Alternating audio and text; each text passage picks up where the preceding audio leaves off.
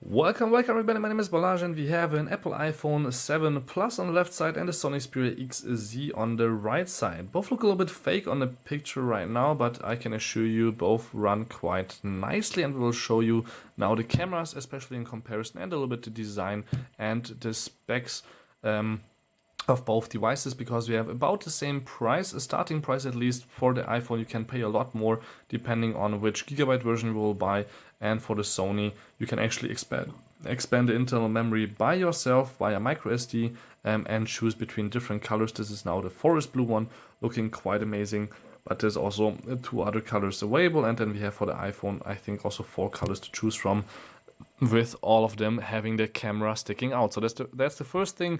That's maybe a contra on the iPhone. The camera is sticking out, but we have 2 of them, so we have a 2 times optical zoom. For the Sony we have a 23 megapixel camera that's not sticking out, but the device is a little bit thicker, therefore which makes up for that. But actually both have the same battery size with 2900 milliamps. For Sony that's a plus, because the display is a little bit smaller and the battery should last therefore longer.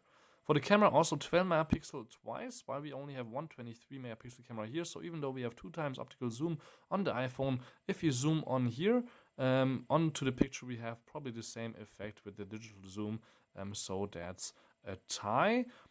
For the flashes, Apple has 4, Sony has just 1, but we have a lot more sensors with Sony for a faster autofocus, which is always important to catch that perfect picture. Both have a not plastic but metal bag, and actually for Sony it goes all around the device. The metal part except for the front, which is completely glass. For Apple it does the same, so design wise it's of course something that everybody has to decide for themselves which they like more. Otherwise, Lightning, Type-C connector, microphone, and on the top, now again a plus point for Sony, we have USB, or a headset jack actually, which Apple doesn't have after the last iPhone now, and again 2 secondary microphones. Another plus point for Sony is the microSD card slot, I mentioned that already, and just a single SIM, so that's equal on both devices. But on the next side we have actually for the Sony device not only volume rocker and an on and off switch with a fingerprint reader inside, but actually a dedicated camera button, which Apple again does not have, so you cannot really easily shoot from standby a picture as you can do with the Sony. You have to unlock it first, or not unlock, but press the front button or any button first and then the side button for the iPhone, so it's just one step more than with the Sony. But we have a mute button that's again probably a plus for the Apple users. So let's continue with the front, where we have also great cameras, but again here 13 megapixel versus 7, so almost double that again of the iPhone here on the Sony. So again, 5.5 inches Full HD versus 5.2 inches Full HD, 71% screen body ratio versus 67% screen body ratio. So Sony's the winner here again, but where we won't have a winner is actually on both devices the camera, since I tried them both and both look beautiful. Let's actually start with the front camera, but it would be hard to decide because I have a better wide angle on the right side on the Sony. You can see definitely more of me and of the background in the picture, but I look just a little bit reddish and the colors are a little bit funky on the left side.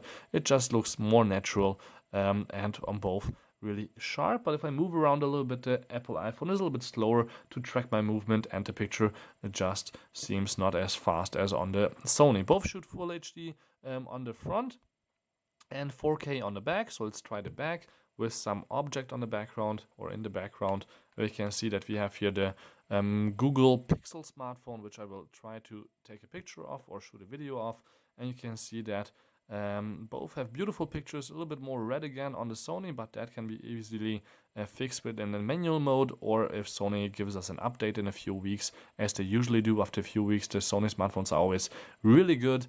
And what you can also see on both devices is that the smartphone and the chair on the background fits in perfectly, but the chair has a lot of space on the top and the smartphone all around it on the Sony. If you do the same thing with the iPhone, the smartphone barely fits in the picture and the chair has almost no space above. So that's quite an interesting comparison to have. So the wide angle again on the Sony is better, you just fit more in the picture, but you have also the possibility to zoom in on the iPhone with just one click of a button on the XL, which is not possible with the Sony. I have to do this. Let me also do the 2x zoom, and you can see here the difference is really minor in terms of quality. Both look beautiful, but we would have to check that out on the PC, which we'll not do right now. And obviously there's one more test I haven't shown you, is the fingerprint reader test. I like to do that. So we have here on the front a click button, and then here on the right side a click button. I will do both at the same time and see which one loads up faster, same time. So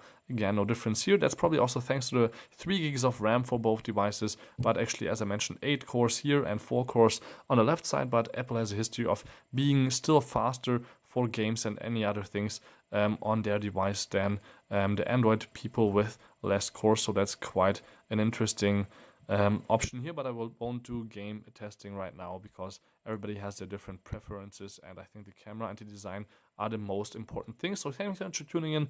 Don't forget to subscribe. My name is Balazs, and this was the Apple iPhone 7 Plus versus the Sony Xperia XZ Smartphone in a short comparison.